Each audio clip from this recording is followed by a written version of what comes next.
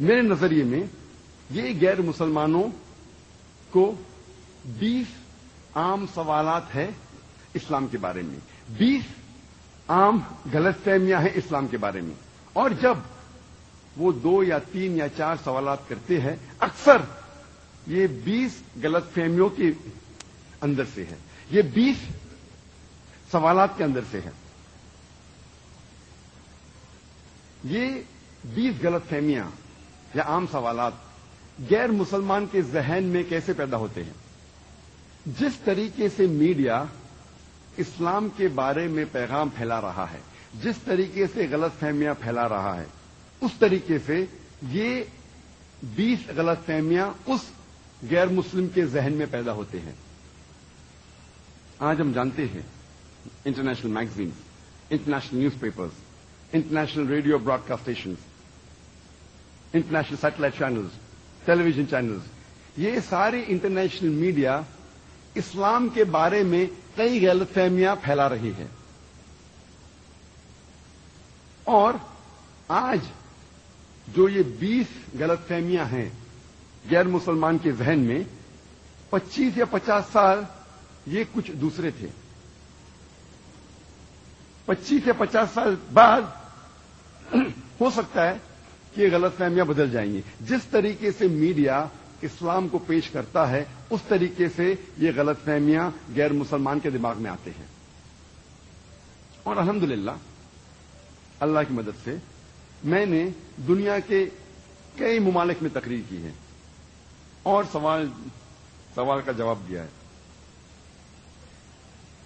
میرے ایکسپیرینس میں، میرے تجربے میں، یہ 20 غلط فہمیاں یا سوال سارے دنیا بھر میں وہی ہے، چاہے آپ امریکہ میں جاؤ، کینیڈا جاؤ، یو کے جاؤ، سنگاپور جاؤ، ملیشیا جاؤ، سعودی جاؤ، انڈیا، یہ سارے غلط فہمیاں جو غیر مسلمان کے ذہن میں ہیں یہ وہی ہے۔ ہو سکتا ہے کہ ماحول کے ذریعے 1 یا 2 اور غلط فہمیاں اس کے دماغ میں پیدا ہو سکتے، لیکن یہ 20 اہم غلط فہمیاں وہی ہے۔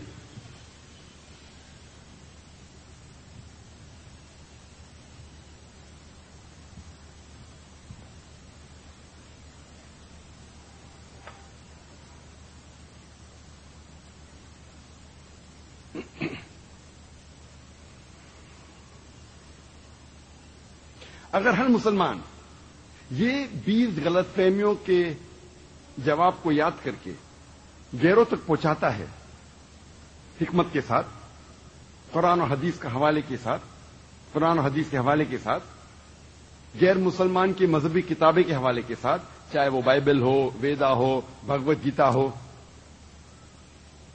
سائنس اور ٹیکنالوجی کے حوالات کے حساب سے، حکمت کے ساتھ، لاجک کے ساتھ، منطق کے ساتھ، تو میں یہ سمجھتا ہوں کہ چاہے وہ غیر مسلمان اسلام قبول کرے یا نہیں، کم از کم اس کے دل میں جو اسلام سے نفرت ہے، انشاءاللہ وہ تو کم از کم دور ہو جائیں گے۔ وہ اسلام کو اور بہتر طریقے سمجھ سکیں گا،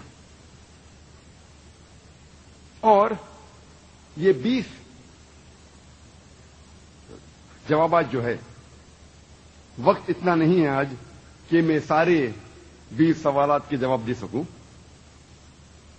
اکثر وقت کی قلت ہونے کی وجہ سے میں پہلے 10 سوالات کا جواب دیتا ہوں، لیکن آج میں سوچا کہ کئی تقریروں میں، چاہے انگریزی میں ہوں یا اردو میں ہوں، کئی بار میں نے پہلے 10 غلط فہمیوں کا جواب دے چکا ہوں، جو پیس ٹی وی پہ بھی کافی بار آ چکی ہے۔ آج میں نے سوچا کہ وہ آخری 20 سوالات کا جواب دوں، اور یہ سارے 20 سوال کے جوابات انٹرنیٹ پہ موجود ہے، ہمارے ویب سائٹ پہ موجود ہے، اور کتاب کی شکل میں بھی موجود ہے۔ آخری 10 سوالات کا جواب دینے کے پہلے کم از کم میں پہلے 10 غلط فہمیاں یا سوال آپ کے سامنے کم از کم پیش کروں، اور پھر میں آخری 10 کا جواب دوں گا۔ آج کی تاریخ میں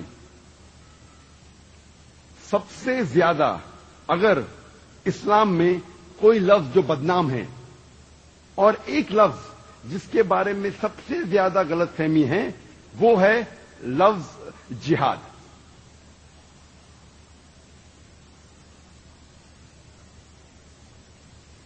دوسری عام غلط فہمی ہے کہ مسلمان فنڈامنٹلسٹ ہے، بنیاد پرست ہے، مسلمان ایکسٹریمسٹ ہے، انتہا پسند ہے.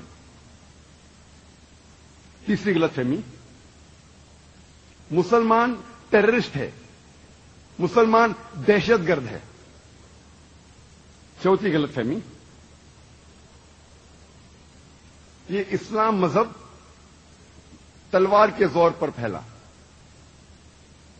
یہ چاروں غلط فہمیوں کا انشاءاللہ میں اس کانفرنس کے آخری دن، جو آخری نشست میں میری تقریر ہے، جہاد اور دہشت گردی اسلام کے پس منظر میں، انشاءاللہ اس تقریر میں یہ چاروں غلط فہمیوں کو دور کروں گا. پانچواں عام سوال جو غیر مسلمان اسلام کے بارے میں پوچھتے ہیں وہ ہے کہ اسلام میں مرد کو ایک سے زیادہ عورت سے شادی کرنے کی اجازت کیوں ہے؟ چھٹا سوال، اگر مرد کو ایک سے زیادہ عورت سے شادی کرنے کی اجازت ہے تو عورت کو ایک سے زیادہ مرد کو شادی کرنے کی اجازت کیوں نہیں؟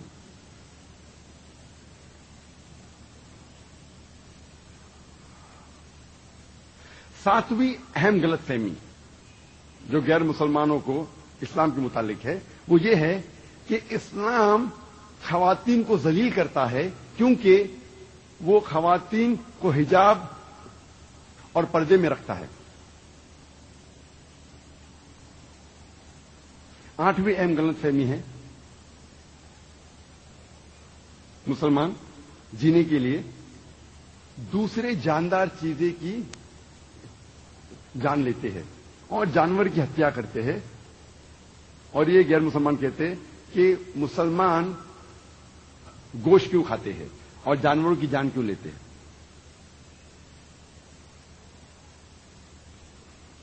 نویں غلط فہمی یہ ہے کہ جو غیر مسلمان گوشت کھاتے ہیں وہ کہتے ہیں کہ مسلمان گوشت کھاتے ہیں، میں اعتراض نہیں، لیکن وہ جب جانوروں کا قتل کرتے ہیں تو اسے آستے آستے ذبیحہ کیوں کرتے ہیں؟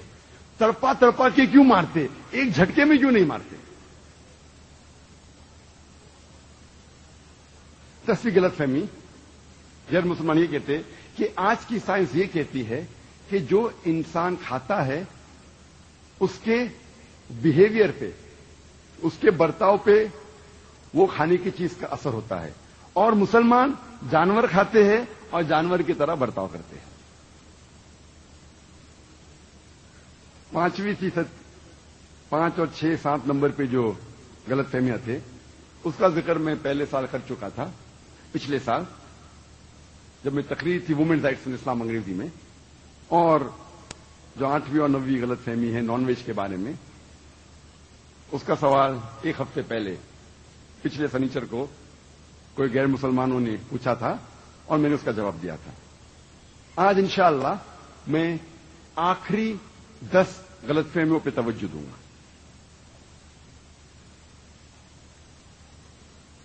11ویں اہم اور عام غلط فہمی جو غیر مسلمانوں کو اسلام کے متعلق وہ یہ ہے کہ اسلام مذہب میں بت پرستی حرام ہے، اسلام توحید میں مانتا ہے، پھر یہ مسلمان کعبہ کو سجدہ کیوں کرتے ہیں؟ کعبہ کو سجدہ کیوں کرتے ہیں جب وہ بت پرستی میں نہیں مانتے؟ اور یہ کعبہ کی عبادت کیوں کرتے ہیں؟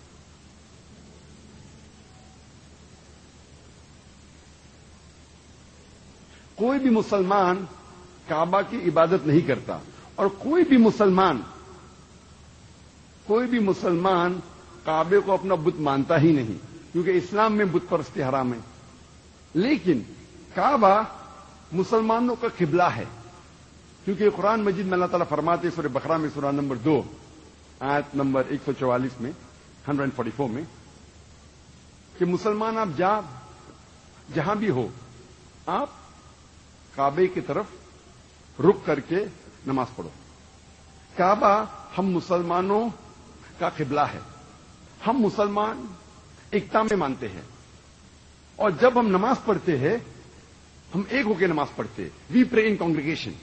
मिसाल के तौर पे अगर मुसलमानों को यहां नमाज पढ़ना है तो कोई कहेगा कि पश्चिम की तरफ पढ़ेंगे, कोई कहेगा दक्षिण, कोई कहेगा उत्तर, कोई कहेगा नॉर्थ, कोई कहेगा साउथ। तो एकता के लिए, जमा होने के लिए हम सब मुसलमान दुनिया में जिधर भी है हम काबे की तरफ रुक करके नमाज पढ़ते हैं, क्योंकि काबा हमारा किबला है। कोई मुसलमान काबे की इबादत नहीं करता। और सबसे पहली बार जब दुनिया में किसी ने वर्ल्ड मैप ऑफ ज्योग्राफी बनाई, दुनिया का नक्शा बनाया, वो थे मुसलमान। अल-इद्रूसी सन 1154 में 1154 में सबसे पहली बार वर्ल्ड मैप ऑफ ज्योग्राफी बनाई, दुनिया का नक्शा बनाया। उस वक्त मुसलमानों ने साउथ पोल को ऊपर रखा और नॉर्थ पोल को नीचे, और काबा बीच में था। वेस्टर्न कार्टोग्राफर्स बाद में आए और नक्शे को उल्टा किया, नॉर्थ पोल ऊपर, साउथ पोल नीचे, लेकिन अल्हम्दुलिल्लाह फिर भी काबा बीच में ही है। काबा इज इन द सेंटर। इसीलिए जिधर भी आप दुनिया में हैं, अगर आप नॉर्थ में हैं, दुनिया में रह रहे, तो आप साउथ की तरफ नमाज पढ़ेंगे। अब अगर आप साउथ पे रह रहे तो नॉर्थ की तरफ नमाज पढ़ेंगे। ईस्ट में है तो वेस्ट, वेस्ट में है तो ईस्ट में। जिधर भी आप हैं, हम मुसलमान काबा की तरफ हमारा रुख करके नमाज पढ़ते हैं। और जब मुसलमान हज या उमरा के लिए मक्का जाते हैं, हम काबे का तवाफ करते हैं। वी सर्कमएम्बुलेट राउंड द काबा। लोग सोचते रहेंगे ये काबा का तवाफ क्यों करते हैं, काबा के इर्द गिर्द चक्कर क्यों लगा रहे हैं? क्योंकि ये अल्लाह सुब्हानहू व तआला का हुक्म है, हमारे रसूल का हुक्म है। लेकिन अगर मैं मंतिक से सोचूं तो मैं ये समझ सकता हूं कि हर दायरे का एक ही महवर है। Every circle has got one centre. Her circle का एक सेंटर है। जब हम काबे के गोल तवाफ करते हैं, हम ये शहादा दे रहे हैं कि अल्लाह एक है। और हमारे दूसरे खलीफा हज़रत उमर रज़ियल्लाहु अन्हु, उनका कौल हमारे लिए काफी है, गैर मुसलमानों के लिए काफी है, ये साबित करने के लिए कि हम काबे की इबादत नहीं करते। लिखा है सही बुखारी में, जिल्द नंबर 2, किताब हज, चैप्टर नंबर 56, हदीस नंबर 675 हज़रत उमर रज़ियल्लाहु अन्हु वो काले पत्थर को देख के कहते हैं, हजर अस्वद को देख के कहते हैं कि ये पत्थर ना ही मुझे कुछ फायदा पहुंचा सकता है, ना ही मुझे नुकसान पहुंचा सकता है, क्योंकि मैंने मेरे रसूल को इस पत्थर को चूमते हुए देखा, इसीलिए मैं इसे चूम रहा हूं। ये उनका कौल, ये कहना हजरत उमर रज़ियल्लाहु अन्हु का कि ये काला पत्थर न फायदा पहुंचा सकता है न नुकसान, काफी है ये साबित करने के लिए कि हम इस काले पत्थर की इबादत नहीं करते। और मोहम्मद सल्लल्लाहु अलैहि वसल्लम के दौर में कई साहबा काबे पे चढ़ के आजान देते थे। कोई भी इंसान जो बुत परस्ती करता है अपने बुत पे कभी भी नहीं खड़ा होगा। यह साबित होता है कि हम काबे की इबादत नहीं करते। काबा हमारे लिए किबला है, वो एक दिशा है।